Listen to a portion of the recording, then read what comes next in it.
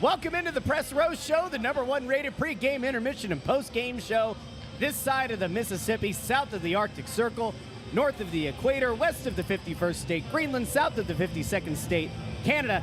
And by the way, a show that will be in your home or on your device for 7 of the next 11 days. What the hell were the schedule makers thinking when they came up with this stretch for the Philadelphia Flyers? They certainly didn't consult us because they know it. They didn't take into account how frothy things are going to get on this show for the next 11 days. That's for damn sure.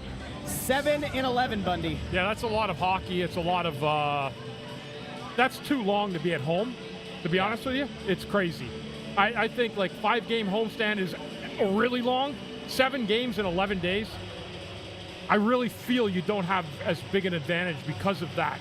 7 games, 11 days. I'd love to have 7 games sprinkled around an easier schedule, but you've got to make some hay in these 7 games. You're going to make the playoffs, or you want to be around it come late, you have got to you got to win almost every one. Yeah, it would be nice if it was like broken up with maybe like a quick trip to Washington or up to New York or New Jersey or something. Just get away from the building for a couple days, and then you can come right back again. That's totally fine. Is the thing about it, Bundy, that you get too comfortable, I don't want to say complacent, but you get too comfortable with being at home, sleeping in your own bed, and then eventually the realization is going to hit that you have to go back out on the road. And instead of kind of being on your toes like you are throughout the season, maybe you get a little bit too comfy being at home.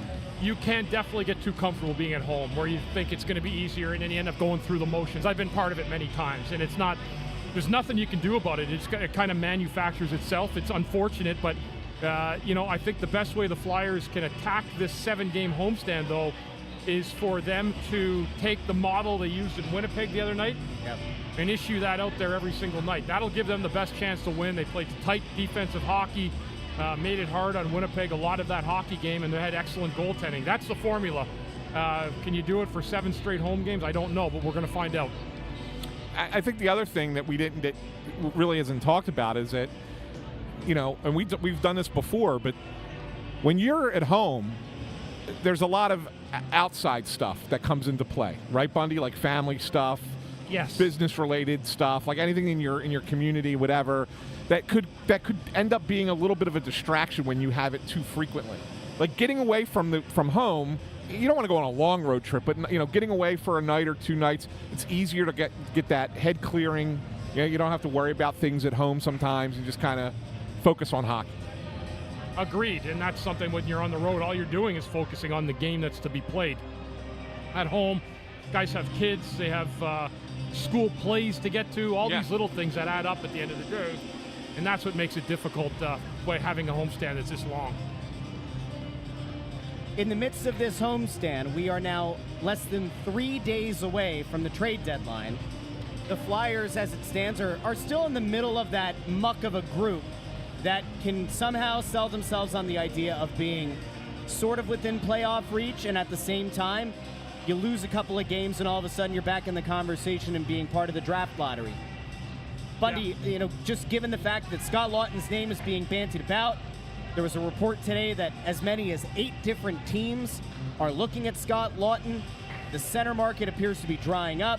The report also stated that Danny Briere, really in no rush to get a deal done right now, could wait until deadline day for the best possible offer. If you're Scott Laughton, what do you do over these next few days? It's been expressed that he doesn't want to get traded. Ultimately, the organization has to do what's best for them. If you're Scott Laughton, what do you do these next few days with your potential future hanging in the balance? Nothing. You just prepare to play hockey tonight. You prepare to play hockey on Thursday night, and you don't worry about the outside stuff. If it happens, it happens. Someone will reach out to him. He understands that there's kind of a storyline all around it. So whether he does or doesn't get traded, it sure looks like something's happening and his name's involved in a lot of stuff. But all he can do is focus on the games at hand. And it was great. I don't know if I'm sure you saw, but when he put the tweet out. Oh, The Last Supper. The Last Supper. Fantastic. Just absolutely tremendous. That was great. Right? I mean, it even first the coloring and the lighting. Everything was perfect. But it's even cooler, though. That he is a guy who Bundy has done this. This isn't something that's new, right? He's taken the trainers out to like a dinner on the road every year, as almost like a thank you for all the work that they do. And, yeah, he posed for the picture because it might be the last time that they have the opportunity to do it. But it just kind of goes to show the kind of person that Scotty Laughton is. Yeah, great guy. And what he means to the people in the organization, not just the players and not just the locker room itself, but to the staff that work with the players. I would say if you're on a team, and luckily I was one of them, and I'm certainly not pointing it at me, but if you're around 10 years in the same team, you have to be more than just an efficient hockey player. You've got to bring something in the locker room. You've got to be a good person, and Scotty Laughton gets a lot of those traits right, especially in a town like this where there's accountability that's expected from the players that are on the Philadelphia Flyers, and how to behave and how to be a leader and how to be a good guy in a room. And he's exhibited all those things through his good Philadelphia career. Yeah. So that was a really cool thing that I think that he did, and it was a fun, good sense of humor too. It's funny too because the next day Torts is asked about it, and he actually kind of laughed at it, said he thought it was a really funny thing. And then Eric Johnson, I think, entered the locker room at the same time, and then somebody called out to him, and he's like, "Oh, I don't know what you're talking about." But then Laughton kind of confirmed that was part of what it was. I'll tell you what, I forget the person's name, so I apologize for not giving them credit here, but somebody on Twitter sleuthed, and they figured out what the restaurant in Winnipeg was. Like, they found... Oh, they told me it's a number. It was a number. It's a steakhouse in I don't know. But I was on radio in Winnipeg this weekend. There was a person who legitimately sleuthed it, and they found the restaurant, the exact room in the restaurant where that picture was taken. Yeah. Listen, in the case of a guy like that... 561? Something like that. Some steakhouse with a number. In the case of a guy like that, who, again, apparently does not want to be traded, likes it here, has kind of set up roots here, has a young child that Kevin Kurz has the picture of, remember, from a week or so ago, of Laughton taking the wee little baby around the rink at a skate zone. He doesn't want to get dealt. At least he's finding a way to have some levity. That doesn't in matter. They have rinks you can pull babies around in other cities too. Yeah. That means nothing to the Philadelphia Flyers or Danny Briere. Yeah. Nothing at all. Is it nice? Of course it's nice. He's a good family guy. He's a great person. An amazing human being, Scotty Laughton. But it doesn't matter about the wheeling of the babies. It's about what can you do for me and how can you make our team better, whether you're here or you're not here. One way or another, you're going to make our team better, and that's the bottom line. 529 was the name of the state. 529. So, yeah, there's 8 teams interested in him. Drager put that report out today. And I'm pretty confident he's going to end up in one of those cities. The one thing I think is notable is I think the Flyers are going to try and do right by Laughton, and that if multiple teams have similar offers, they will send him somewhere that he would prefer to be, whether it stays close to his home here or whether it's close to his family and his wife's family up in Toronto. I think that I've heard New Jersey. Well, New Jersey is what I had heard the same thing, Bundy, and the problem with Jersey is that they're another team that they have a lot of seconds, but not really the first round. They don't have a first round pick this year. So maybe Danny's willing to take a 2026 first rounder for Scott Laughton. And if that's the case, and Jersey's a team that's willing to give that up, great. Toronto's kind of in the same boat, right? They don't have a 25 first. So I think that they'll try and do right by Laughton if they can. Doesn't mean they will, because Winnipeg's another team that I know is interested in Scott Laughton. Obviously, that's not necessarily close to anywhere, right? Not close at It's all. not close to anything, but it's a possibility as well. So, I think that if Winnipeg has a clear best offer, that's where they're going to trade him. It's going to be sorry we tried, but those other teams wouldn't match it. But if it's equal, I think that they'll do something for Scotty more so than they will for the other, the other team. I mean, I understand where a fan might look at it and say, Scott Laughton should have no say over where he goes. But to your point, if there's similar offers, if we're talking about the difference between it's a second-round pick or a second-round pick, it's a first-round pick, and it's maybe the difference of what'll be number 24 and what could be number 27 or something like that, then you probably do defer to the player, because it's not so much about keeping that player happy, it's about the agent, it's about the message that it sends to potential free agents, to potential trade targets this offseason, next offseason, even next trade deadline, that you might have to woo, that you might have to convince. In the case of like a Kuzmenko, they had to woo him and convince him to waive that no movement, that no trade, to come to Philadelphia. You show a player that you're willing to kind of work with them, it may pay dividends. It's not a guarantee that it will, and it might actually amount to nothing when it's all said and done. But working with a player on that, especially one who's given you as many years and as many hard minutes as this guy has, I get it.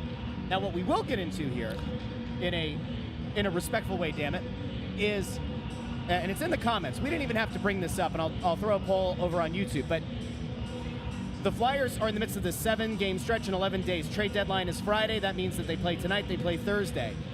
If the rumors are true that 8 teams are interested in Laughton, we know that there are teams that will still check in on Risto between now and the deadline. Feels unlikely they trade Risto. Laughton, though, given the amount of interest around him, probably feels like a better than 50-50 chance he's dealt. Yeah. There is a school of thought that you keep letting him play, let him play Tuesday, have him play Thursday until you have a deal done. There's another school of thought that's you're kind of tempting fate. If he goes out and he gets hurt today, and there could have been a first-round pick in play, then you've now lost what could have been a very valuable asset to you, whether it's to use that pick or to trade it as, something to get another player. Where do you guys land? I'll start with Bundy. Given the interest around Laughton, are the Flyers kind of playing with fire by allowing him to play if they know in their heart of hearts they're going to deal him anyway? No. I mean, like Anthony, I know we were talking about this earlier, but I'm actually going to go with my own gut here. No, I mean, if he's healthy to play and there's no deal yet, he should be able to play. Who knows if he doesn't have the great game tonight, someone doesn't else jump into it, right? Like another team's like, you know what, man, we could really use that guy. He had a hell of a game. Were some scouts out watching the team tonight. I think that's kind of a way to look at it, Russ, in a sense. But if I were him, I mean, unless Anthony's going to jump in, unless there's paperwork being done and they just can't get it done in the next 2 hours, then you hold them out because it's already a deal that's already been made and it's just a transactional process at that point. Yeah. Well, I agree with Bundy. I think you play the player. So here's the thing with asset management, which is, I know, a phrase that you like to use because it comes from the NBA. Asset management. Here's the problem with it. It ruins the value of the player, especially with a player who is not a UFA at the end of the year. So the Flyers don't have to trade Scott Laughton if they don't want to. They don't. He has another year under contract. They could trade him in the summer. They can wait till next year to trade him and still get similar value because he has that value to another team at a deadline. But the fact that he has another year left on his contract, if you pull him out of the lineup, you are hurting his value. Because the teams are going to sit there and go, okay, well, he's definitely being traded. He's definitely going to go. They're not going to play him, so they're definitely going to trade him. We're not going to offer as much. We have a little bit of an edge on their general manager there. By Danny putting him in the lineup, it's like, hey, I can hold on to this guy if you don't meet the price that I want. So therefore, he's going to play. He's going to play, and if you don't meet my price, we'll keep him because he's under contract with us for another year. That's why you play the guy. That's why you do it. Okay. Yeah. Fair? I think that line of thinking maybe has a little bit of fairness to it. Just because I didn't say that before the show doesn't mean that wasn't what I was going to throw at you. Well, I mean, I play the game too, Russ. The flip side of it is this, though. Briere, because he's on the phone with these GMs, I fundamentally believe that it is 100% BS, that it's going to negatively impact how another organization would look at him. Your point is that if they sit him, it's a clear indication that he's not going to be, or that he's going to be traded. Danny Briere could just as easily either come out publicly or say on the calls with these GMs, we don't feel inclined to trade him. We are going to sit him because we'd be stupid not to. And they could just make it known that... Yeah, but I think the other GMs would look through that. I don't know, though. But they would. I think they would. So now, I have a different... The reason that I say that, though, is because he's already on record last year as saying we're not taking market value, we'll only take above market value. And that if there are that many teams that are interested, even if you're right, let's just say that conceptually it's the difference between a first-round pick... they're not going to get more than a first for him, right? If right now the best... they're not getting more than a first. If there were a team that were willing to give you a first and a player or a first and a conditional second or something, well, then fine, do whatever you want. Just hope that he doesn't get hurt. But if all of the offers are essentially like a second-round pick, but you think that you can kind of hold some feet to the fire, I don't know. I worry about losing the player, though, to injury and not getting whatever that valuable piece is, because this happened last year with Risto, where there were conversations being had about him. Yeah, but he got hurt well before the deadline. He got hurt before the deadline. Before the deadline. Yeah, it was like early January, I'm pretty sure. I think it was later. I think he had the minor injury, and then he had the mystery injury that took him out for a lot longer. Look it up. We'll put intern Andrew on it. What was Risto's last injury game last year? With the last game that he played last year. He's working on it. I'll find it. That would be my concern. So here's the difference. If you have an unrestricted free agent, here's a guy that you're not planning on bringing back next year. You're not going to sign him. There's no value to your team beyond this deadline.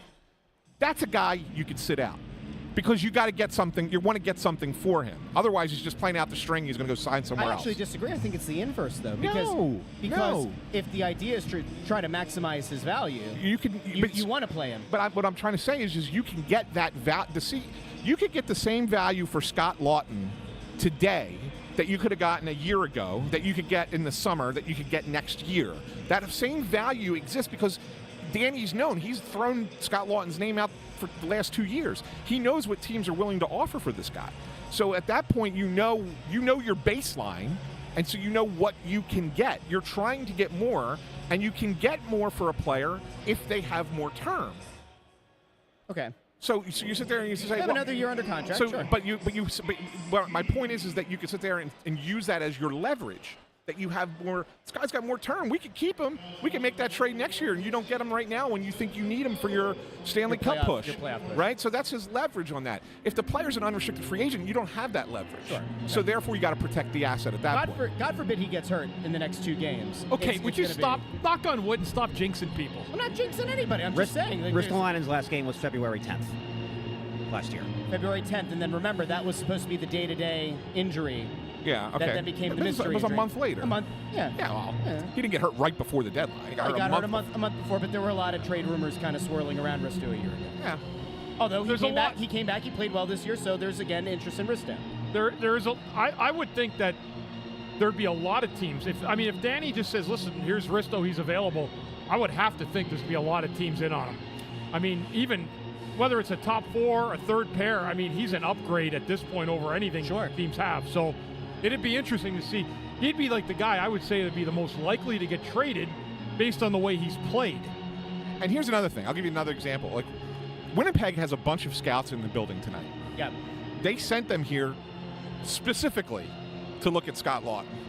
And so if you're doing that, right, I'm sure there's other, I haven't looked at the full list, but I know Winnipeg's got a bunch over there.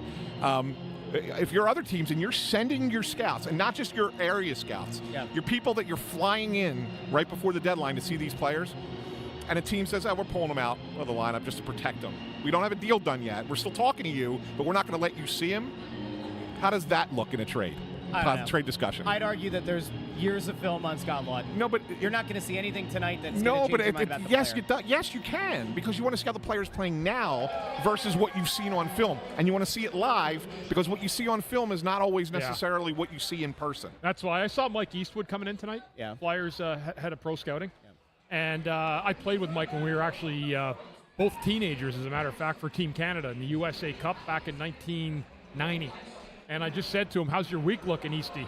And he said, you know what? I've been watching so many games live or on TV that this is a rare chance for me to actually come in here and see the Flyers play live along with the other teams leading into Friday. Because I'll tell you, there's things that they look at that aren't on the ice that you don't see on film. They'll look at a guy, how he's going off the ice. How is he recovering on the bench? What's the conversation like? What's his How's he play in the third period? Yeah, how does he look third period versus first period, right? There's a lot of things that you see in person that you can't see on film. And if teams are willing to send their people to come see your player, you better damn well be playing that player. Because otherwise they're going to sit there and say, well, then we don't think he's, if you're not going to put him, play him. Or are you hiding something? What are you hiding from us? Right. Yeah. Right. Yeah, there's a lot to it. There's a lot that goes into that. I am man enough to admit that you have not changed my mind, but you have brought a very valid discourse. Well, thank you, Russell. That's what we're about here on the Press Row Show. I will tell you that the poll, I am somewhat surprised by the response here. 74% of the votes are in. They say play Scott Laughton. I expected a much more rabid I'm a little surprised. I'm a little surprised by that result as well, to be honest. I am too, actually. I thought the fans would be much lower than 50. Yeah, I really thought so. 50. Now, if the Flyers were to trade, let's have the conversation about. I know that there are some who are looking and saying, "Hey, Flyers still have an outside chance to make the playoffs. You never know what'll happen." Okay, come on. Laughton and Risto. I think that in the lower the ceiling, lower the floor argument, they have very different impacts. If Laughton comes out of this lineup, I do think it hurts them right? Like it makes them a worse team. If Risto were dealt, I think does it have as big of an impact as trading Walker a year ago? Because it's not just that one player, it's what that does to the rest of the lineup. Well, so Laughton hurts them more because they're not going to replace him at center. They don't have the depth at the position, right? So you're already thin at center to begin with, and now you're trading away one of your centers, and you're going to have to call up who? Rodrigo Abels? He was pretty good down there. But I'm just saying that's who.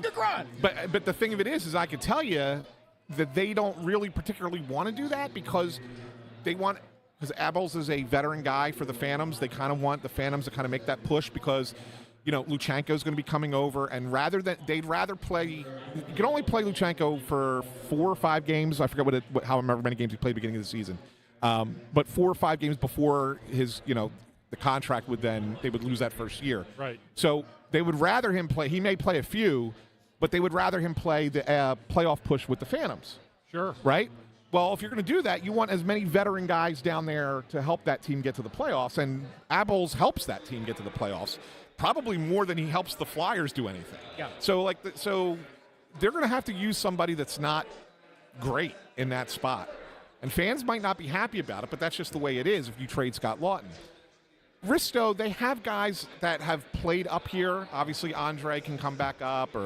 I yelled Helga Grans. I thought you were talking about Risto for a second. Yeah. No, but I'm saying. But there's defensemen you can bring back up here because you're going to. I mean, there's a couple of guys that are going to be ready to go that you can jump into the AHL and play, and you can take a defenseman out, and that'd be okay. So I think you're right that Risto being traded wouldn't hurt them in the immediate as much as Laughton would hurt them in the immediate. But that doesn't necessarily mean that that's why they won't trade Risto. That makes sense. You know what I'm saying? Like I still think that there's a possibility. I am so on the fence on Ristolainen with where they are. Really? Yeah. I mean, I think is it the age? Is it the concern that the play is going to regress? Like what's the? So I think that maybe the Flyers do overvalue him slightly.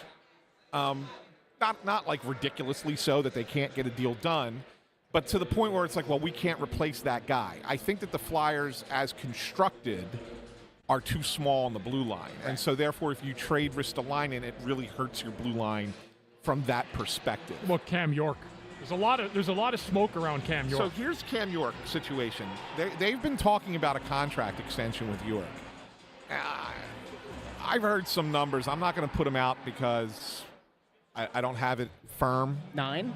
But the numbers 8? that I've heard that Cam York is looking for is, to me, absurd. But again, that could Bundy, what number would be absurd to you? That could just be absurd start. I'm not going to tell you. 8, 9? Oh no, less than that. Even I think. And is it 9? I'm not saying anything. See, he could have shot that down. I'm not saying anything. But so in my mind, it's too much for Cam York. Sure. So the question now becomes, what do you do there? Do you continue that negotiation into the offseason and try and get it done? Or do you look at it and say, hey, listen, we need to kind of reshape what that blue line looks like.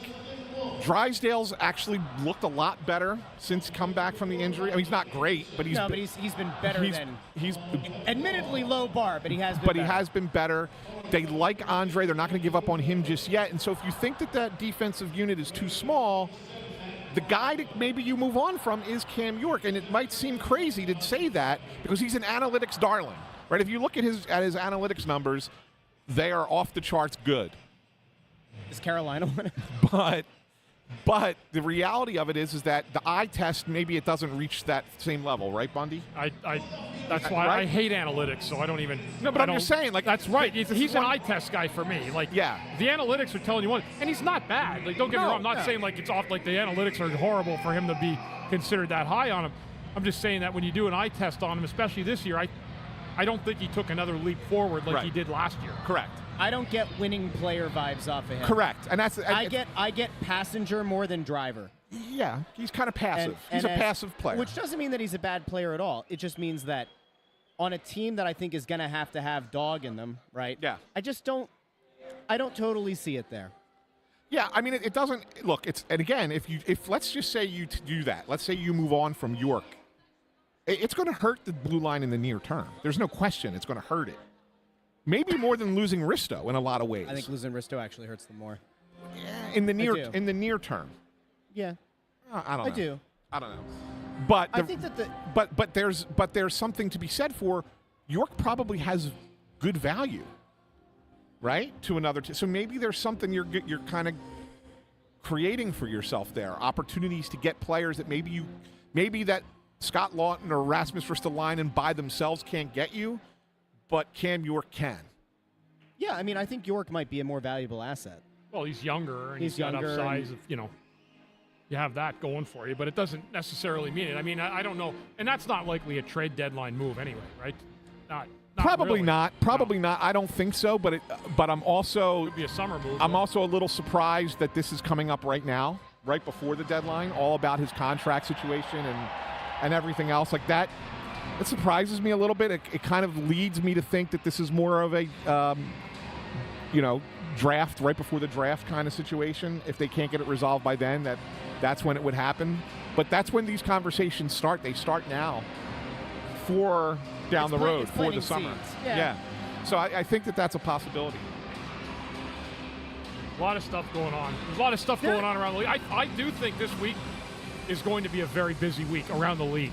Yeah. There's a lot of – the teams are so close now, and somebody thinks they're getting their hands on a guy that could be a difference maker. They're going to be willing to make those trades. We saw more last year, but there was a couple of trade deadlines that went through where there was nothing going on around the league at all, maybe like 8-10 trades. There was a lot last year even leading into it, but I think this year on trade deadline day is going to be one of the more hectic. That's my guess. I may be wrong, but I have a feeling it's going to be a very active day. What was my arbitrary number that I threw at like a month or two ago? I think I said the Flyers have to trade like 3 guys by the deadline. I think that was the number. You thought it was crazy. Now, in fairness, Frost and Farabee being dealt kind of helps because it's Sure. it's 2 for 1. But if they get through this trade deadline and they don't make a move, I would be kind of surprised. Yeah, I'd be surprised because I think Laughton's going to go. Yeah. I also think that there's a chance Kuzmenko goes, but I don't think both Kuzmenko and Ristolainen, because they may have to retain salary on one of the two. Okay. They certainly would on Kuzmenko. I think that's the only way you trade him is if you can retain salary. I spoke to a Calgary representative coming in today just talking about Kuzmenko a little bit, and he'd said to me that what's interesting with Kuzmenko is he's a kind of guy that can get you 13 goals in 24 games. Yes. And then all of a sudden he goes cold. You don't trade him, but you might re-sign him because he got hot. So I don't want to say the guy was warning us, but he was saying be careful with that. Well, that's what happened to Calgary. And Vancouver. Well, he had a great start in Calgary, right? Yeah. When he went there, he took off 14 goals in 27 games. Yeah. But what the guy told me was that when you get a chance to watch him, he goes, he can lure you in to you wanting to re-sign him because he can be infectious. Apparently a great guy. Yes. A really great, good character kind of guy off the ice. But it was funny. It was almost like a little bit of a warning, like, be careful because he's one of those it may guys, not run itself over into the next year. He's one of those guys who likes to make a great first impression and then go into cruise control. Right. That's the kind of player he is. And the words were, when you ask him to do a little more or bear down a little bit defensively, he gets all frazzled and everything. Yeah. It's got to be a little bit more than just goal scoring after some point. Yeah. So anyway, point being, You wouldn't be surprised if Kuzmenko's dealt. well, I don't think it's both of them, Okay. but both Kuzmenko and Ristolainen, because they may have to retain a little bit of Risto's salary if they want to get the return that they want for him. What do you think they want in return for Risto? I think it's another guy that they want a first-round pick for. Is it a first plus? Because I would say that Risto's a more valuable player. I think you need more than a first for I think Risto's a more valuable player than could be a right-handed defenseman, big shot that he's been showing of late. Could be a 1 and a prospect, but I don't think you're getting, or 2 2s, maybe. I don't know. Yeah. Listen, from where he was a year ago to where he is now, that's a miracle. Which is almost why it kind of makes the case in a sense that it is worth considering a trade, because you have to kind of sell yourself. Is he this guy, or is he the one that he was for most of his career? I don't know. But what I do know is we're very close to puck drop, and we have to get our predictions in. You can submit yours in the comment section or over on X. Let's start with intern Andrew tonight. Sure. This is game number 5 of a 6-game road trip for Calgary. I think they're going to be a little bit tired. I'll take the Flyers 4-3. Who's up? Russ? Yeah, I'll go. You said 4-3 Flames? Flyers. Oh, Flyers. We got a double anthem, so we got to hurry. Morgan Frost is going to have a big game in his return, and he's going to score a goal, and he's going to stare down Torts. But that's the only goal the Flames score on the day. Oh, no, I heard him and Farabee love Torts. That won't happen. Nah, I'm going to go Calgary in this one. Calgary 4-2. I think it's a low-scoring game. I think you're going to see more of the defensive game that the Flyers put out in Winnipeg, and I think they're going to win another one tonight. I'll take the Flyers in this one 3-2. Anybody picked the Flyers the other night in Winnipeg? You, I think, right? You were the only one. Oh, look at him. You were the only one. Shut him out 2 years before. I mean, listen, Flyers are a buzzsaw on the peg. They're a buzzsaw. I'm going Flyers tonight 3-1. Yeah, I think it's a low-scoring game, too. Calgary can't score. Joel Farabee, hat trick in his return to the Wells Fargo. That would be a story. I hope, you know what, if that's a story, though, that means you have to write a second one for the AP. I don't. You know why? No, why? Tonight is the first NHL game in Philadelphia being written by a robot. Are you supposed to tell the people that publicly? What is that? Or no? I don't care. What happened? What's a robot? The AP is starting to do for all sports except football. They are starting to do occasional games being written by AI as opposed to being written by a human. I'll never read AP again. Yeah. So tonight's game is I'm not doing it. I'm working Thursday and Saturday for AP, so I'll be writing the games those nights. But tonight I'm gonna find that AI SOB and I'm gonna mix them up a little bit. Will the robot still use my stat? No, I read. First of all, they did read the Sixers story from yesterday. Okay. Tell me how the robot did with takeaways and key moment in the game. Okay. I won't say anything. I'll just ask you to give me your opinion. By the way, Rory, we will get to this in the first intermission because that is a team that could be a Risto suitor. We'll talk more about the suitors, and of course, we'll talk about what happens in the first period. Enjoy the double anthem. All right, yeah. Let's talk to you first intermission.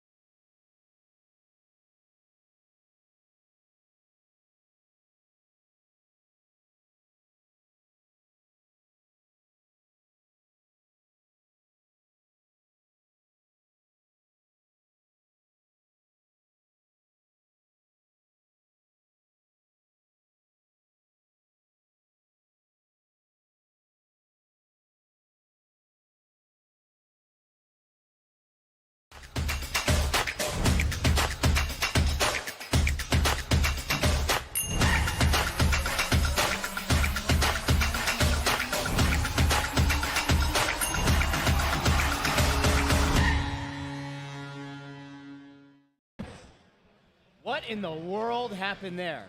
What in the world happened to our screen? There we Good go. God.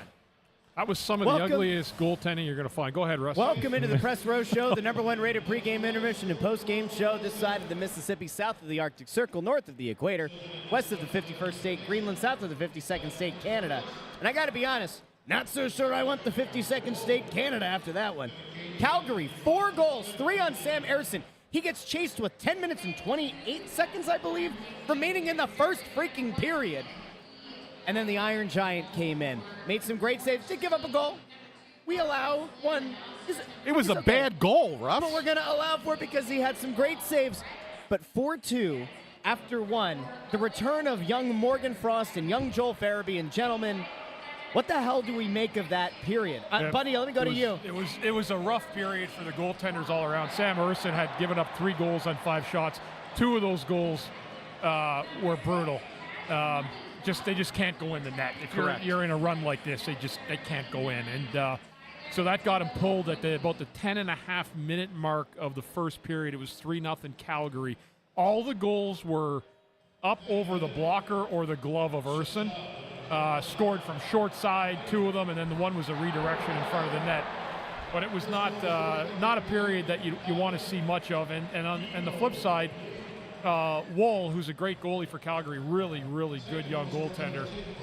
He didn't have a great period either. He gave up 2 regular shots that found a way home. So it's 4-2 right now for Calgary at the end of the first, but this is one of those games. Don't write off the fact the way the tempo's going. It could be like one of those 8-7 nights. Yeah, just wild. Just a wild first period. There was like crazy for thinking Calgary a couple years ago. Wasn't it a super wide open game out west? It was a really high scoring affair with the Flames. maybe. I'm pretty sure. You can intern Andrew can look it up. Get him on the stats, historical stats. I'm pretty sure like 2 years ago. I want to say it was like a 6-5 game on the road. In Calgary? Yeah. Might have been. Did I hallucinate that one? We'll find out. All right. Yeah, well, we'll see. I mean, look, as bad as the goaltending was, there was a lot of loosey-goosey play, too, Bundy. It was awful. There wasn't much structure on either side of the ice that period. Flyers were made it was just too easy for Calgary, you know. I mean, they got in that stretch there between the 15-minute mark and 10.5 where they wheeled off 3 goals. I mean, it was one after another, and there was no structure. I didn't think the Flyers have played well. I don't think their defense have been very good in this game tonight. Cam York has had a real struggle with the puck for whatever reason, and the other defense are not sealing off the outside parts of the net where the guys are getting into the gray area between the hash marks. You know, his trade stock might be down, but a guy whose trade stock just shot up, baby. Kuzmenko! Andrei Kuzmenko. Andrei Kuzmenko! Remember the payoff, the karmic payoff for Zherdev. Yes. My long-lost favorite short-term Flyer. And you mentioned this pregame, and I guess it's probably worth noting. And Bundy, you kind of alluded to a conversation that you had with another team, but Kuzmenko kind of viewed as a guy who can score in spurts. He is a UFA at the end of the year. You don't want to get caught up here with fool's gold. Give him a big deal at the end of the year, but if he does score, especially over this game Thursday, but ahead of the trade deadline, does it increase the likelihood in your mind that they trade him and that a team maybe comes in with something you don't expect? They could flip him. I don't know if that's something they're talking about, but I mean, I would say it's on the table. If you can get him hot again and then have a team that needs a goal scorer for their playoff push, I don't think he's a bad option. No, if you eat 50% of his contract, because again, it's only for this year, so it really doesn't matter. You can get teams taking him for like next to nothing. They don't have to pay him much of anything, and you just bring him in as kind of like a guy you play on in your bottom 6, but you put him out there on power play because he's a solid power play guy. Well, yeah, then maybe somebody takes a chance. But you're not going to get much for him. I mean, you might get a middle-round draft pick, maybe. Is that worth it in your mind? Well, I mean, I guess if you're not going to bring him back. If you're not bringing him back, anything's worth it, right? So, yeah, it's Ray with a good point, saying most of the NHL games I've watched lately, teams are tightening up defensive coverages. Not these teams. Not tonight, they're not. Not tonight, for sure. For sure. It's hard to reel these games back into when you the way that they're played, like the way the tempo is gotten. It's usually very rare that you'll see the next period tighten up. It might, but I doubt it. I have a feeling you're going to see a lot more goals in this game. Well, Bundy, it's not like they're going to start, sounding alarms in the locker room, and that Torts isn't going to start, trying to decapitate the players in the locker room after the first period. But, you talked about the potential of comfort and maybe complacency. That was my word. Yours was comfort. pregame about this long stretch of games. Is this does this portend bad things to come if this team plays like this over the next 7 games at home? Well, I mean, Russ, I give them a little bit of credit. I mean, they went into Winnipeg and won a game they never should have won. They got 2 points. I mean, to keep themselves in the run. The problem is with a 7-game homestand, it looks so beautiful when you see it beforehand. Oh, yeah, we'll just go 7-0 on that homestand, but it just never works out like that. I don't like the process, the way they started this game tonight. You want to have the first good game at homestand, but lots of time left in this. I mean, they can definitely come back from this deficit, but, they're going to have to play better hockey than they did in the first period. So, Russ, Bob Wright found this. 2018 in Calgary, they lost 6-5 in overtime. So I had a 6-5 Calgary game in my big old 2018. That was our first year together. Game-winning goal by Johnny Hockey. Really? Yeah. How about that? Yeah. For some reason, I just had it in my mind that was more recent, but the years fly when you're having fun, pal. Don't they? We have to get to that super chat from earlier. Yeah, I'll pull that one up. So that was Rory, our good friend Rory. Thank you for the super chat, Rory. Says Dallas needing a right-hand defenseman is a sleeper for Risto. It could be. I mean, I haven't heard Dallas's name tied to really anything lately, but it doesn't mean it's not happening. It just hasn't leaked out. The only thing is that I got to imagine, because of Dallas's situation, that you would probably be eating money there for him to go there. And if you're eating money on Risto, then you better be getting something of serious value in return, because the cap number is the most important thing for the Flyers going forward. Like, you got to get it right with players that you bring in here, of course. But if you're going to put some dead money on your cap, you better be getting something to make it worth it. And you're going into, I guess technically year 3 of the rebuild next year. I don't know. How much money are you sitting Wyatt Johnston, baby. Going to be an RFA this summer? Yeah, well, no. You tell Dallas we're going to poison pill your ass unless you take Risto. Wyatt Johnston comes back, you get your potential 1C of the future. See, Russ is a great GM. But yes, Dallas would be one of the top landing spots, I'd say, for Risto. They sorely need him. They have a couple injured defensemen. They've had some injured defensemen, so they definitely need some backups and reinforcements. It makes sense.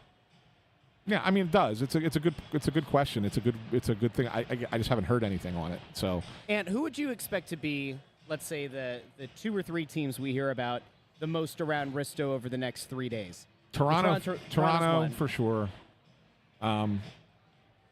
Dallas. Well, I mean, Dallas maybe. I mean, they need it, right? They need the player, but I haven't heard that connection. Yeah, I don't know. There's not been a lot for Risto out there, or at least not a lot that the Flyers were excited about. So, I mean, there's always teams asking, and depending, you could sit there and say, 18 teams asked about this guy, but yeah, how many of them are serious, right? I mean, who knows? I do think that the number, when you hear Drager say 8 teams are interested in Laughton, I think that's a legitimate number of teams that are seriously interested, not just kicking tires. Are you surprised by that number? Does it speak No. to the parity in the league about just how many teams believe they're potential playoff contenders? Look, Russ, I'm not surprised by the number, because I keep saying it over and over again that hockey is a unique sport in this way. But what goes on in the locker room matters in this sport more than any other. Yes, every team in every sport wants good players, wants glue guys, wants locker room leader types. Of course, they all do. It just matters more in hockey for whatever reason, because it's the ultimate team sport, I guess. That kind of player is valued much higher than I would think. Like if I was just looking to add a player to help my team win on the ice, that player wouldn't be as valuable to me. But in this sport, for whatever reason, they need that off-ice. Maybe Bundy can address why that's so important. What's that again, Anthony? So why teams in the league value off-ice leadership stuff so much, locker room, what a player means to a locker room, why that means so much more, that you're willing to spend a first-round pick to get a guy like Scott Laughton, if the Flyers get a first-round pick, let's be honest, the guy's trending to being a 40-point guy for the year. Right. Why is it worth a first-round pick for that guy, knowing, the knowledge is everything he brings you off the ice. Right. Is the bonus, right? Yes. Why does that matter so much in hockey than it does in other sports? The other element Laughton brings is, I don't want to say it's cheap, it's but his money makes sense, and he's adept at playing defensive hockey. Yeah, for sure. So he's going to add to a team in a lot of different ways. He can do a lot of good things for a team. The reason why you want to have a good locker room guy or a good locker room group of guys, top guys, is because of the ages of the guys down below, right? They need somebody to look up to that's not the coach. Nothing against Torts here in the way he coaches, but it's very, very hard for a player to look up to John Tortorella as somebody that you can go to and share what you're feeling. The guys need other players to go to. Even the GM. Like, it's very rare for a young guy to go up and talk to Danny Briere about his situation, right? You need to have other guys in that locker room that can be your mentor and somebody that you can roll stuff off of. And that's why Laughton is an important guy in that room as well. The Torts element of it there, do you view that as much about the gruffness of Torts? I mean, the interesting thing about Torts is you get some guys who say, yeah, he is gruff, he's what you expect. There are other guys who kind of intimate that there's a little bit more than meets the eye there, that the guy does care about his players, maybe is a little bit more open at this point in his career than he was when he was as brash as he was in Tampa. Is it more about that gruffness, or do you think it's also maybe a generational disconnect between the players and the coach? Oh, and absolutely. And that Calgary gentleman I was talking to before the game echoed the same stuff. Guys are not, he said, when we used to play, we would get killed by coaches or a GM. Like, they would literally tear you apart. They'd call you to their office. They would say things that didn't even have anything to do with hockey sometimes, which was just brutal, calling out your manhood. And it's happened to every player that's ever played in the league. Now, you get guys where you say that to them, it can ruin their night. They go in, they're like, I didn't sleep last night, because coaches are coming down on me. What do I do? It's not like that anymore. There's a lot more cushioning, and the players aren't, I don't want to say they're not as tough. That was just what we were given, and you didn't have a choice but to take it, get out of the room, and be better next game. Now there's a lot of massaging that goes on, and I don't think management wants to have anything to do with that, but at the same time, you don't want to have disgruntled players because they're worried about how they're playing and they're because they've been getting too much pressure put on them by a coach. I think now's probably a good time to get over to intern Andrew because, well, it is time for the stat of the night, and we love intern Andrew's stat of the night. And sometimes they're great, sometimes they're even better than great. So let's throw to the young man with the plan, the young man with the stat. Intern Andrew, welcome to the Press Row Show. How are you doing tonight? I'm doing good. Thank you for having me. Thank you for being had. Yeah, you got it. So a little bit different because normally I center the stat around either the Flyers or whoever the Flyers' opponent is. I did it a little bit differently because I saw a stat that actually I found pretty interesting. It happened somewhere else in the league. Saturday, the Red Wings played the Blue Jackets outdoors at Ohio Stadium. And our old friend James Van Riemsdyk actually made a little bit of history that game. Oh, yeah. It was his 8th ever outdoor game in his career. That's the most among any player of all time. And had an assist in the first period for Columbus, which was his 7th career outdoor point, which is tied for the most in NHL history as well. Do you want to take a stab at who the other 2 guys he's tied with are? Danny Savret. No. Remember? Danny Savret scored the lone goal. Yeah, the only goal in Boston. In Boston. It's the only guy who can think that scored a goal outdoors. Kane? Patrick Kane? No.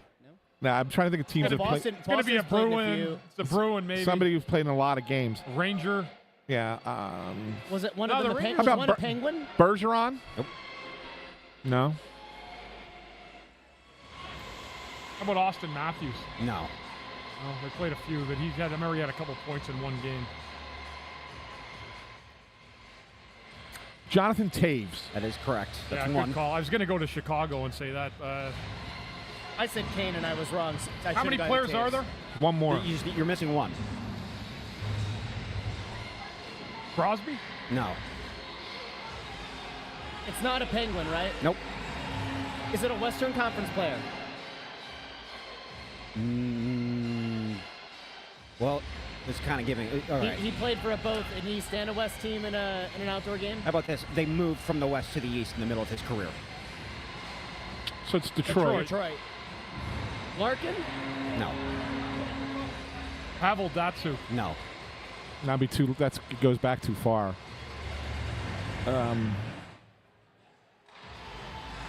Oh, that's a good question. It's a tough one. It's a tough trivia. Who the hell else would have scored all those points for Detroit? Oh, could it have been Hossa? No, Hossa's too far back. Here's the thing: no goals. They were all assists. Never scored outdoors. Oh. A couple people in the chat just got it. I'm not looking. I'll look now. Okay, now it makes sense. Zetterberg. Henrik Zetterberg. Yeah. Interesting. That's an interesting company. Henrik Zetterberg, Jonathan Taves, and James Van Riemsdyk. Yeah. Most outdoor points of all time. Pretty wild. That is pretty wild. Interesting. I like that stat. One thing that we have tried to do here is we've almost turned intern Andrew's stat of the night into trivia. Double the trivia. Yeah, it's Which good. is Double kind up of on nice. trivia, yeah. But your trivia isn't always tied directly to the game like the trivia is. Right. So, like when Seattle's here this weekend, I'm gonna have to conjure up something different because they have no history with the Kraken, basically. Well, it could be about a player who ended up getting drafted by Seattle prior to their time as a Kraken. Could be. Who's to say, really? Interesting. Bundy, given the way that period played out, if you're the Flyers, sure, Fedotov gave up a bad goal, but do you ride the momentum of that goalie change? Is that gone now that he gave up a goal? Like, That's over now. Okay. Yeah, they What are you wrote. laughing at? What's so funny? Giggly No, bits? let him answer, and then I'll give you I'll tell you what I'm laughing at. I know what you're laughing at already. I saw it. Yeah. Oh, I see. Put JVR on a line with those two, he'd have 0 points. Flyers are a structured team. When they're checking and playing well, Russ, that's when they're at their best. When they play like that period, they're going to lose a lot more games than win. But they have to tighten up. I don't know if tonight's just going to be one of those nights where the goalies just stink all night long, both sides. It might be like that. I don't know. I thought this would be a low-scoring game. I mean, Calgary had scored 1 goal in the 3 previous games coming in here, and they were shut out twice. So I don't know, what's gotten them off tonight, but they're on a roll. And if the goaltending keeps going like it is, we're going to see one of those 9-8s or 8-7 type of games. Yeah. That first period, by the way, just so you know how wrong I was. They scored more goals in the first period than I predicted for the entire game, both teams. Oh, yeah. That's crazy. Me too. Yeah. Hey, really quick, before we head out here, Johnny Gaudreau forever is not a Flyers fan. Apparently is a Flames fan. Johnny, do us a favor. Shoot us a message over on Instagram, Facebook, or X. I'm wondering how you found the show. I mean, there are tricks that you do on YouTube to get people in here. I've seen him in here before. I'd like to know how Johnny Gaudreau forever found the show. So anyway, we'll be back here on the Press Row Show. Second intermission. Bye.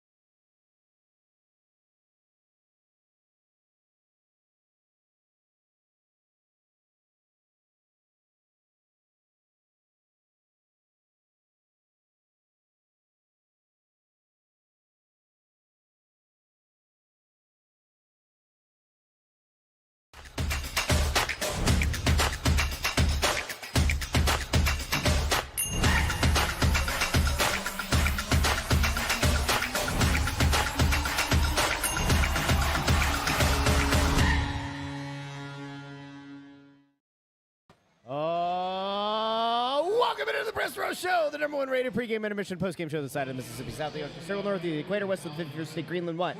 South of the 52nd state. You know, Canada. What's wrong? Intern Andrew needs to be a lot faster updating that score bug. I know. The people are complaining. It's just ridiculous. He gets paid a lot of money to do a lot of things. But What the hell's he doing over there? Not that many things, this intern. We don't ask a lot of them, do we? We don't ask a lot, but he somehow still underwhelms, doesn't he, folks? But maybe next year. Speaking of underwhelming. Maybe we'll have intern Trudeau. He's going to be looking for a job pretty soon. Intern Trudeau over there. Intern Justin. On the ones and twos. Intern Justin. Speaking. All right, we're done. How bad is this was that period? Just in general, like just awful. Really This sloppy. game stinks. Not a lot of detail put into it. I mean, Calgary's playing a good game. They are. They're moving the puck, and they're playing a really good road game. But, man, the lines, I mean, you talk about Torts putting this in a blender. He had Konechny out there one shift. One. It was more than many. one. It was about 5 shifts. Yeah. With Delorier? No. They flipped Konechny and Konechny and Delorier. And Delorier, Yeah. right. So they had, who did he have Konechny with? He had him with Belchier? Peltier and your boy Lunch. Lunch paling. Lunch Paling, yes. Hard hat lunch paling. Yeah, and then It's a great nickname it's because he phenomenal. does. He works hard. He's a lunch pail guy. and then Why don't we have that as a shirt on shop.snowtheglory.com? Lunch paling? Lunch paling. All right, we're going to work on that. there you Lunch go. paling. And then he moved Delorier into Konechny's spot on the line with Laughton and Kuzmenko. That was a hell of a second line there with Nick Delorier on it for about 5 shifts. Morgan Frost, I see here. He's got 2 assists tonight. Yeah, I told you, big Morgan Frost game incoming. he hasn't done anything since he got there. Come on. 2 assists, baby cakes. He hasn't done much. Yeah, he's not done very Morgan little. Frost. He's done about as much in Calgary as he did here. You know what? It's a shame, too. He has a two assist night. Who's not in attendance to see it? Our friend Bill Meltzer. Oh, yeah. Is he not here tonight? Meltzer's not back until next week. Oh. He's That down. would've- You know what, though? Meltzer's down there. Now, in fairness, he's down there celebrating his daughter's birthday Oh, that's all down in worth Texas. it then. And, you know, Yes. we wish him and his family all the best. You know, I bet he's You know, taking. me and Bill Meltzer have a project we're doing together. Why don't you tell the people Yeah, about it? what So about I'm that? actually, this is a good time to share this with everybody, and I'm super excited about it. If you go back many years to Hockey Buzz, where Bill Meltzer worked, and a lot of the writers did. Just so you know, Yeah. I was a one-time Hockey Buzz guy. contributor? Yes. So there's been Way back when. a lot of great writers, and anyway, what happened is that things kind of went off the rails a little bit in terms of their writers, and we've created a brand new website that is under construction. We're hoping it's going to launch on Thursday. We're keeping our fingers crossed. We want to do it right, not fast, because we wanted to have it up for the trade deadline. But it's going to be called hockeyhotstove.com, hockeyhotstove.com. It's going to look and feel probably similar to Hockey Buzz. You're going to have individual pages for every team. We're going to have blogs. We're going to have fan interaction, the forums. We're going to have lists of podcasts for every single team you can go to, and we're going to also have betting on it as well. So if you want to, we're going to be working to get a betting site down, put into it as well. So hockeyhotstove.com. Come to get all your hockey information. We're super excited about it. I know we have some great writers and some great contributors coming down the road, and I'm looking forward to building this. It's be a lot awesome, of fun. buddy. Yeah. That's great. Good Hey, for you. Really stick good. taps to Bundy for getting that off the ground. This Yeah, it time was- the stick taps on the table, Anthony.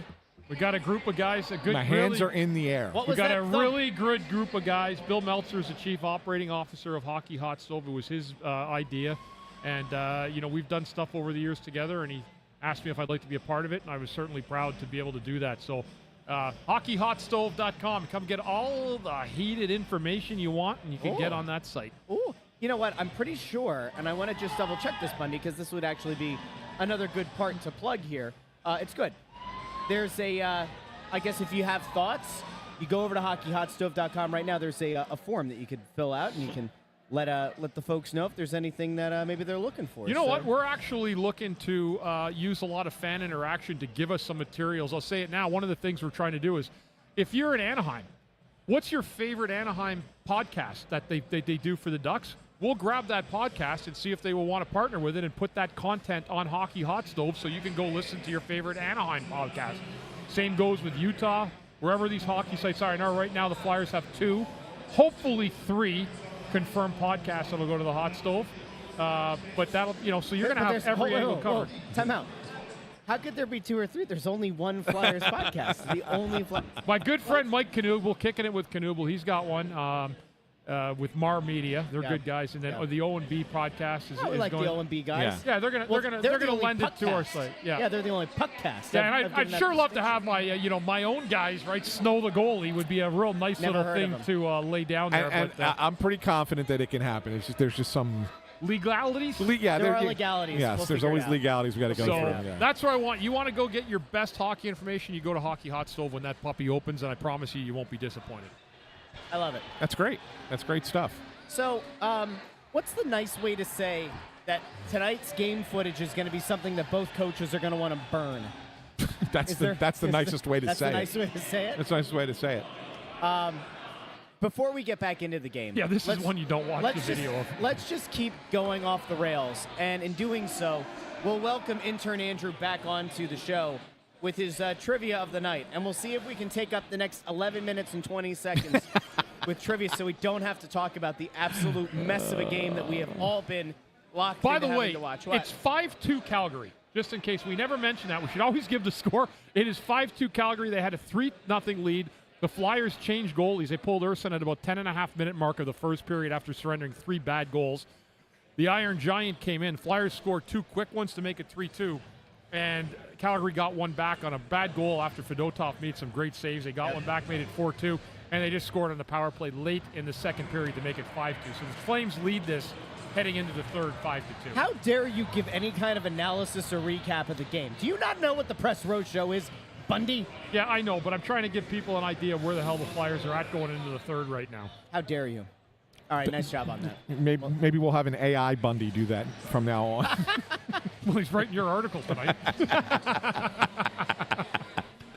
I thought Anthony was special. It's like, look at him. I'm every night. Look at my buddy, man, doing the AP. This guy's the man. Now I find out tonight they got a robot doing it tonight. Yeah. Is that a signal of how they feel about Anthony's writing? Has nothing to 610-632. All right, nothing to do with me. Intern Andrew. Yes. Intern Andrew, if you invert that, is AI. I know. You're right about that. Are you real? Yeah, I think so. All right. Trivia time. Oh, song. We got to do a song for trivia time. Oh, there's a little kid. Oh, look at this guy. Wait. Come on over here. Okay, look at this kid. Sweet This kid's going to come over. Oh, he's busting over. Don't trip on the wire. Don't trip on the wire, kid. Come this way. There's a small human with a sippy cup. Come this way. There you go. Put him on the show. This is great. This is great. Oh, look at this little monster. All right. Kid This is came on awesome. over. What's your name? That's a little kid. I don't know if you're going to get Jack? much in the... Jack. Hey, Jack. Jack's got his sippy cup. This reminds me of the good old days right now. Yes, it All does. Right, go back to Dad. There you go. Right. No problem, guys. Good stuff. There we go. Oh, I love that. That's kid- just great. that's Dad a- with that his little kid's a boy at the natural. hockey My game. favorite is the kid just came over. Like, he just walked up. Like, Kid knew. Kid looked at Bundy and was like, absolutely. Yeah. Like, that's Look absolutely. at that sippy cup. He's going to town on that. I know. Yeah, That's he wants more. He That's wants next more. level. See him pointing to it? Yeah, he wants right. more. Next level. All right. Intern Andrew, it's time for trivia time. Guys, get your instruments ready. Are you ready? Yeah. A 1, a 2, a skiddly diddly do.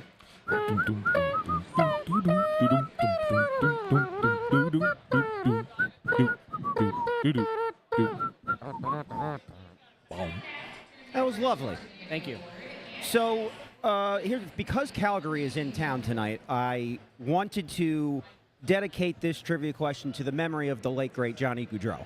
Okay. It was the pride and joy of Carneys Point Township, New Jersey, just about a half hour from here. Grew up a huge Philadelphia sports fan. Excuse me. And then, coincidentally, 10 years yesterday was the 10-year anniversary of the first game that Johnny ever played in Philadelphia as an NHL player. The Flames were here and beat the Flyers 3-2 in overtime. Johnny had an assist on the overtime winning goal. Who scored? 10 years ago. Sean Monahan. No. If you would have pulled that quick, Bundy, I was done. Well, I was I know done. he played with him for a while. Yeah, no, but that's unbelievable if you would have gotten that one right away. So 10 years ago, it's 2015. Was it Ginla still playing in 2015? He was. I don't know I if think he the Ginla was. was. It wasn't No, a Ginla I then? think he was out then. If he did, that's the longest career ever. I'm actually looking. Hold on. 2015 Calgary. Jeez. This guy had. Iginla was still playing. He was playing for Colorado at the time. Oh, okay. Iginla played all the way up until the 16-17 season. This guy ended up scoring 30 goals that year. 30 goals in 2015 for Calgary. Was it a defenseman? No. No. 30 goals for a what? defenseman? What is it, Bobby Orr? Who was the...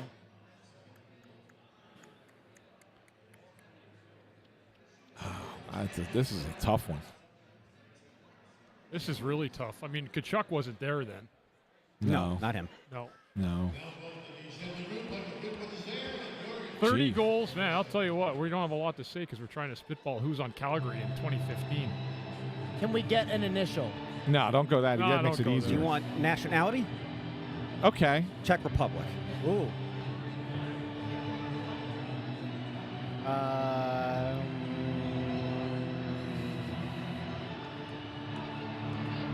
How many Czechs do you know? It's going to be a Yuri or something like that, or Dimitri. As a matter of fact, it is a Yuri. It's a Yuri.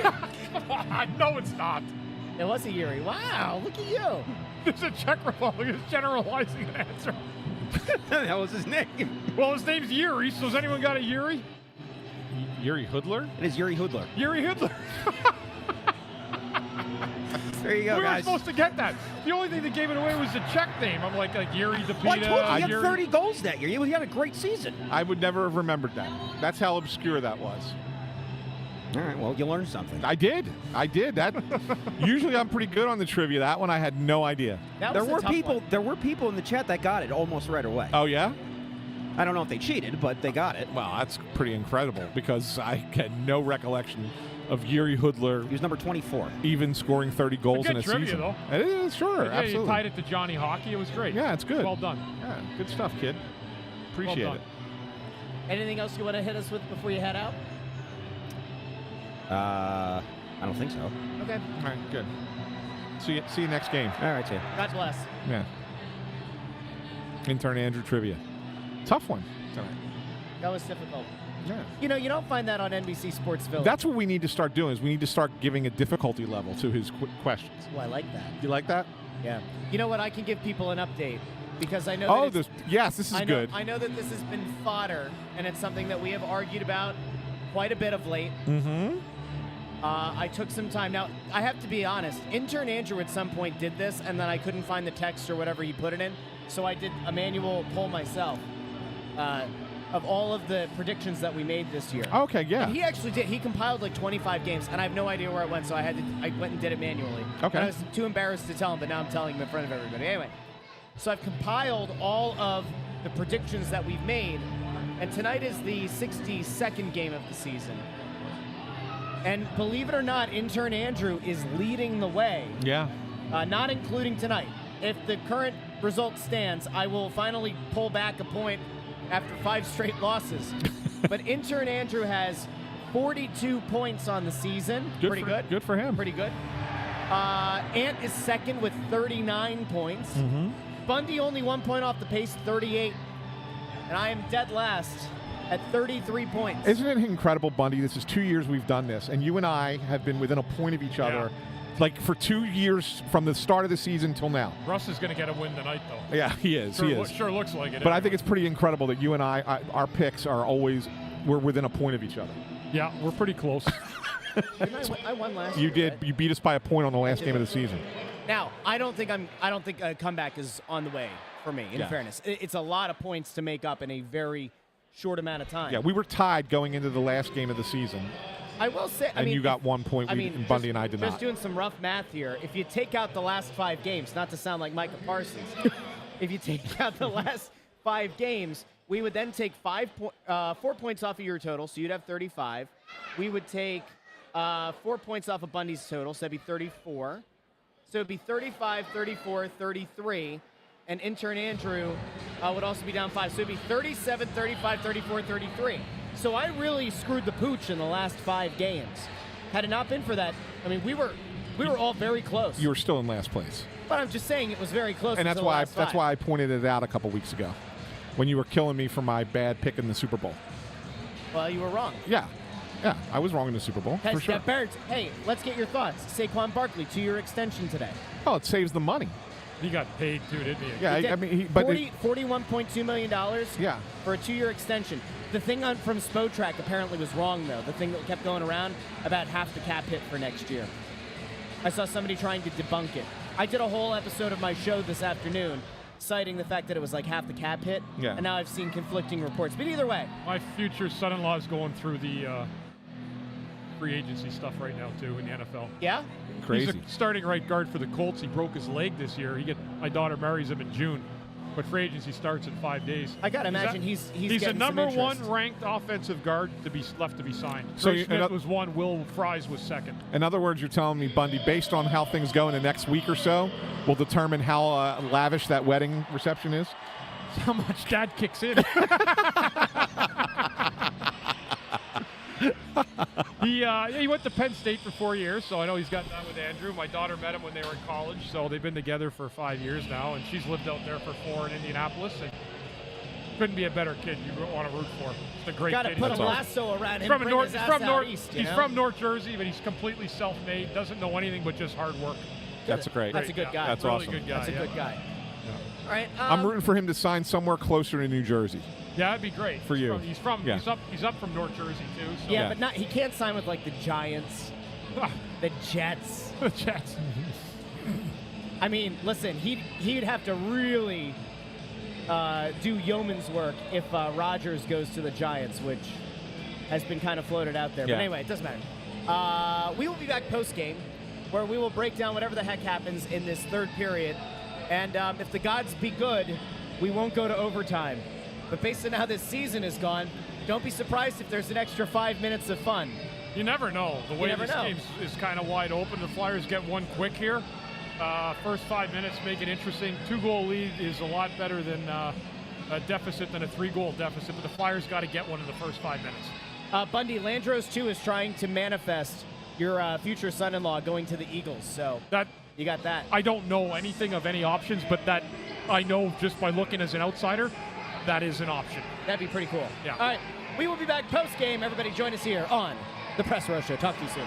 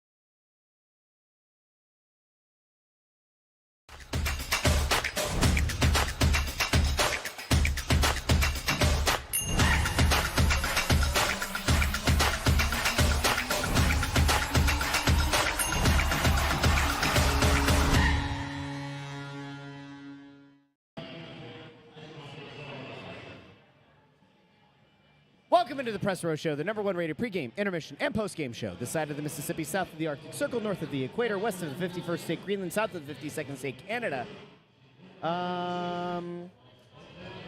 What is there to say about a game like the one that we witnessed tonight? Well, there's Sam Ersson chased with 10 minutes and 28 seconds left in the first period.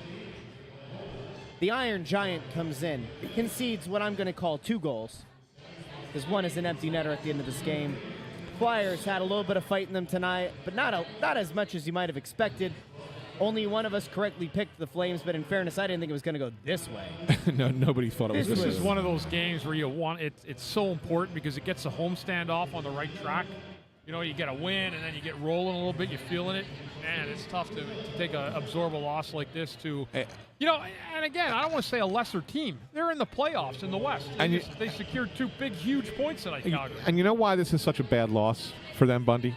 Because Frost and Farabee No. But again, I'm gonna say this from the team perspective. I'm not saying this from an analyst perspective.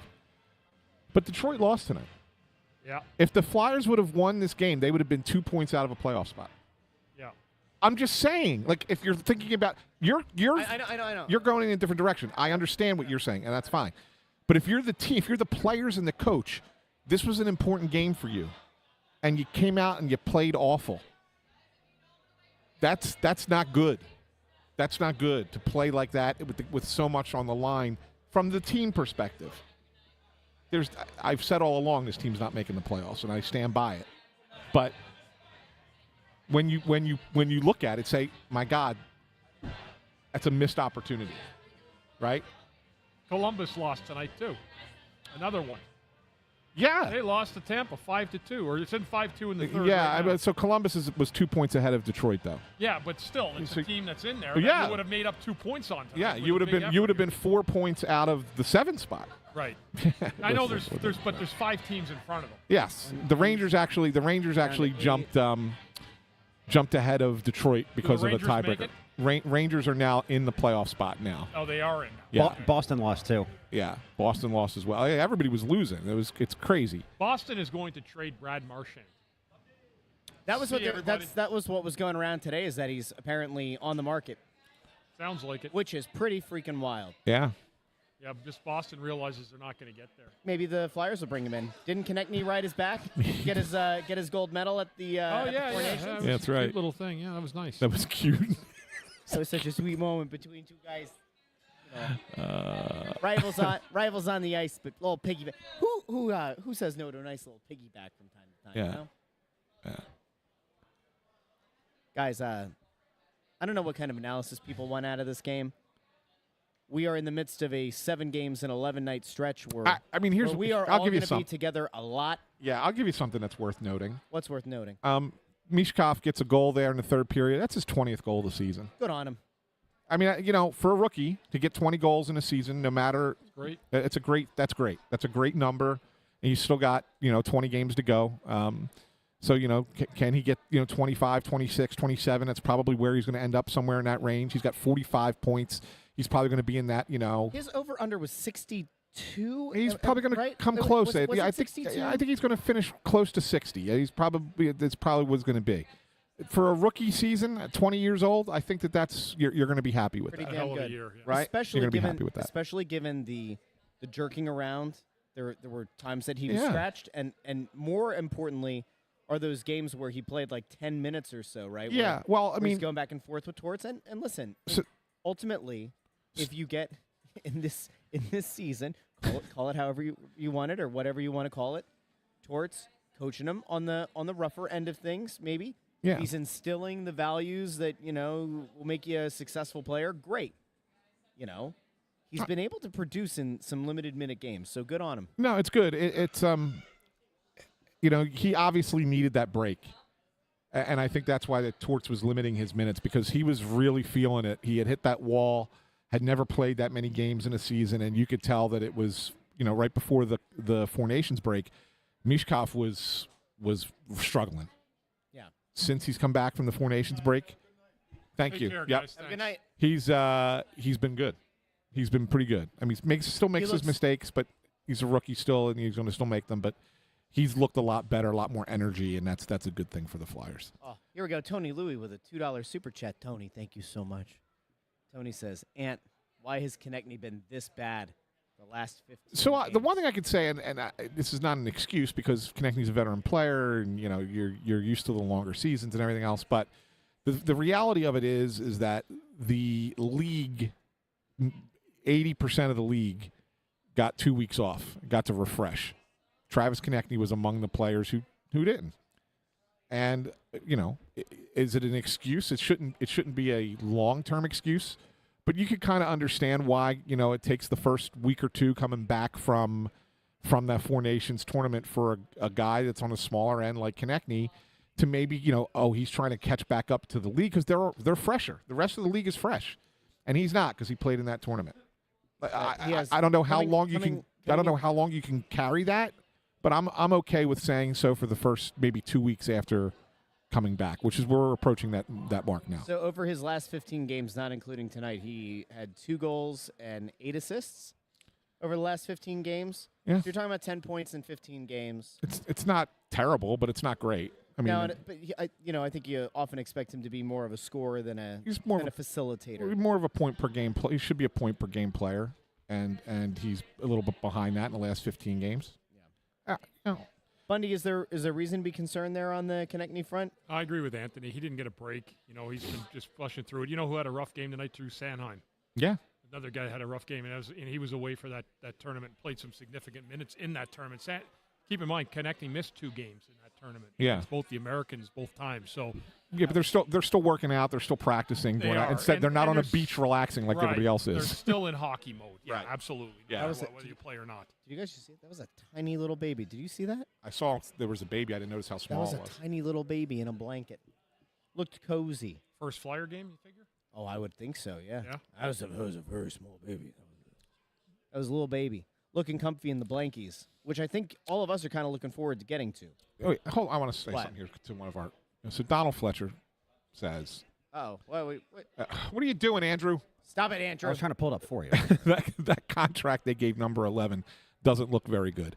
Donald, I will say to you that a month ago you wouldn't have said that. A month ago, he's top 10 in the league in scoring, and he's playing great, and he's being named to the Team Canada, and he was easily the Flyers' best player.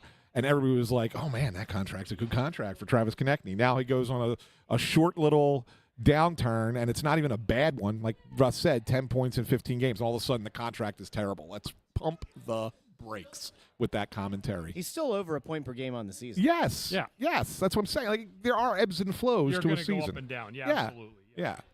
He's had a good year, an excellent year, as a matter of fact. Yeah. But he's been down lately, and that's part of like Anthony said, the ebbs and flows of a year. Yeah. I mean, look, if he's terrible for the next month into the end of the year, and then you get into the next season, and he's not like the player he was earlier this year. Okay, then we can start having that conversation. But to go in a 15-game stretch and suddenly say, oh, he's no longer worth the contract you gave him, that's too small sample size. Yeah. Fair? Russ, do you disagree? I have no thoughts. I want to go home. Russ worked too hard here, Bundy. He spent the entire first 2 periods compiling our records for the picks. Did I make that announcement here on Postgame or no? So, as things stand through 62 games this season with 20 to go, 40 potential points remain on the board if you think about it. I mean, that would be all perfect scores, which nobody's getting. Yeah. Realistically, anywhere from 20 to 40 points are still available. Intern Andrew leading the way, 42 points on the season. Ant second with 39 points. Bundy only a point behind him, 38 points. Your team, your town, your Philadelphia Russ with a win tonight. Snapped your 5-game losing streak. 34 points. Intern Andrew, 8 points away. That's 4 perfect scores. Yeah. I'm liking my odds. There we go. Now, what would be a bigger upset? The Flyers leapfrogging the teams ahead of them to make the playoffs, or me coming back from 8 points down with 20 games to play? You. That would be a bigger upset. And if it happens, we're never doing this again. That would be 2 years in a row. If it happens, we cancel this event. We will no longer do picks. Boy, that seems like I retire. crying over spilled milk. I retire at that point. Okay. Like from the whole thing, from the show, it'd be No, just me no, and Bundy. no. I retire from doing picks. At that point. Too good to be true. Intern, what's up? Allison said it's his unmuted, so her daughter's birthday. She wanted to. Oh, Madeline! Happy birthday, Madeline! Is Madeline still up, Allison? Is Madeline still up watching us at this hour? They're in Houston. So I know, but it's, it's it's a that's school 2 night. hours behind, right? It's 7:50. No, it's not 2 hours behind. In Houston? No, it's only Is it an only hour. one? They're It's only 1 hour? central time zone. Okay, 1 hour behind. Do Only 8:50. your kids go to bed at 9 o'clock at night? No, they go to bed at 8. Okay. We only made that change recently. 2 of our kids go to bed at 6:30, and then 2. It used to be earlier, right? Because I remember, Yeah. trying to get a hold of you It was at always like 7. at Yeah, 7, 6, and you were 6:37. like doing bedtime. Yeah. So, she had dance class tonight. It's okay. Fair enough. Right. Fair enough. Happy birthday, Madeline. Hopefully What they did a nice tribute to her at the dance class. a tribute, On honor, like sung they did. happy birthday. Maybe had like a little tribute, little dance. cake, Huh. Yeah, a little dance, little happy birthday dance for Madeline. Happy birthday, Madeline, nonetheless. Yeah, that's the Does funniest intern thing. Andrew have a poem for Madeline's birthday? No, I didn't know it was her birthday until 5 seconds ago. So. See, he's not very. He's He's not. supposed to be on top. He's of not an improviser. He's can't. No, I have no improv background at all. Yeah, he can't make that up on the spot. That's sad. Can't make that. But I disappointed. love the fact, and some people would say that Allison, how dare you let your 9-year-old sit there and listen to Snow the Goalie? We think it's awesome. We think that it's awesome that Who we would have complain about 9 letting their kid listen to Snow the Goalie? It's the Wait, only Flyers podcast. What's one of her favorite things? You know this. Oh, the Bundy Bomb. The Bundy Bomb. Not only is it one of the girls' favorite things, but they have the Bundy Bomb shirts. Yes. That's my point. Yeah. But you know what? I went and I had to go, at the theater that I do stuff at this weekend. I had to pop in on, there was a children's show. And the entire children's show they were making poop jokes. Okay. And the Really? kids were laughing. Like they were laughing their rear ends off. Kids love that stuff. Uh-huh. So it's okay, If they hear, they're going to hear it. They're going to hear it somewhere. Yeah. Better they hear it from Uncle Bundy. Yep. I agree with Why that. not? I agree with that. Uncle Bundy go off the rails. We're going to go down to Torts' press conference really quick. He's got something to say about the game tonight. I guess we'll find out. What What wow, happened? what is Oh. this? What is this large crowd at the They usurped the What is feed. this? And what we're saying, folks, tonight is that Frost and Farabee, they're a couple of losers, aren't they, folks? Aren't they? They didn't really do much to help their team. And quite frankly, I've never been as disappointed as I was. And Bill Meltzer wasn't here to see Frost with a couple of assists tonight, was he, folks? Very sad, very sad. So disappointing. Frostby, you see the Frostby content from the Flyers on the X. All right, he's gone. I don't know what happened. That was weird. I'm holding up a false sign. That's funny. False. What was false? No, you don't. I guess you haven't been tuned into what's going on there. No, what was the false thing? No, What? all the Democrats are sitting there holding signs up that say false every time he says whatever. Is that a Trump thing? says. It's happening. Yes, Oh, I they're didn't holding up little signs that I've say not false. been watching this thing while we're Yeah. doing the game. No, you were I calculating was our calculating the standings. the standings. Put it on. I got it on now. It's unbelievable. It's fun. It's good stuff. Anyway, People are losing their minds. Yeah. Imagine in this world, in this economy. You know what I couldn't find the other day? What's eggs. Eggs. I couldn't find eggs. You know what I realized? Inflation doesn't exist if the thing doesn't exist. there you go. That's You correct. can't be upset about the price of eggs if there are no eggs. It makes sense if you don't think about it. And on that bombshell, it's time for us to end. We'll be here 6 more times in the next 10 days. Will we have a regular studio show of Snow the Goalie? No. No. We will be down here a lot. So 6 games remain in a 10-day stretch. We will be here for each and every one of them. By the way, that's worth pointing out. Last thing, Tony Louie. I think it's absolutely hysterical.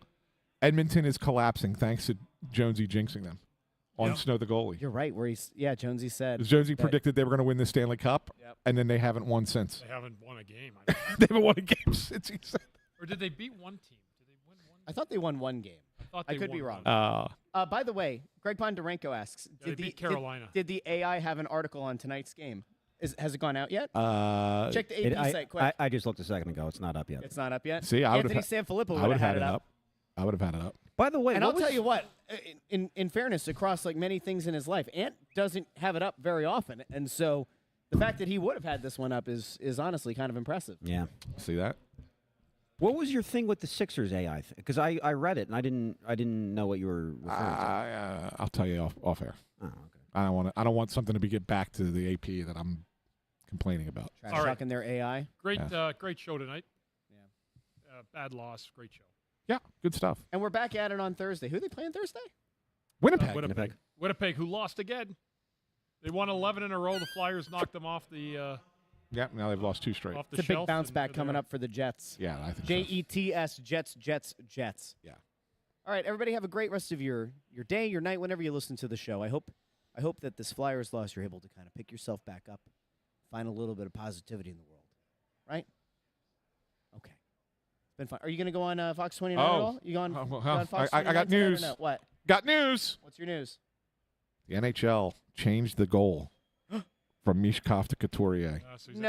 19. So he's back at 19 goals. Well, he'll get to 20 eventually. That was a robbery. He got the primary assist. So he still has 45 points, but it's 19 goals and 26 assists now. That's a bummer. So anyway. Are you going to be on Fox 29 at all over the next couple of nights? What are we doing? No, because I'm going.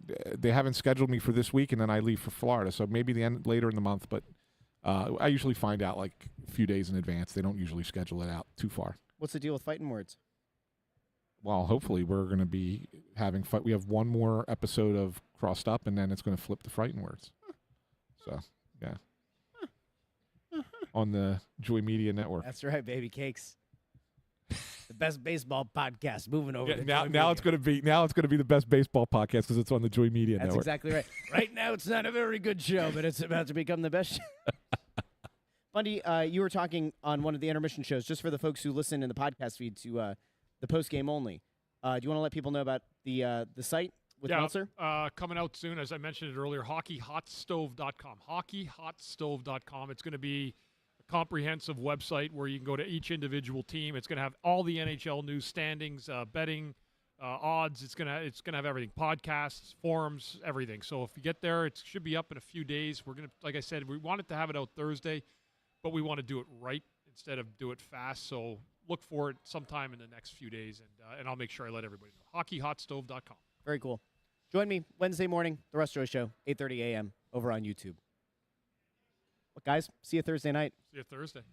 Everybody, have a great rest of your day and night. And we'll talk to all of you very, very soon here on Snow the Goalie and the Press Row Show, the #1 rated pregame, intermission, and postgame show. Have a great night, everybody.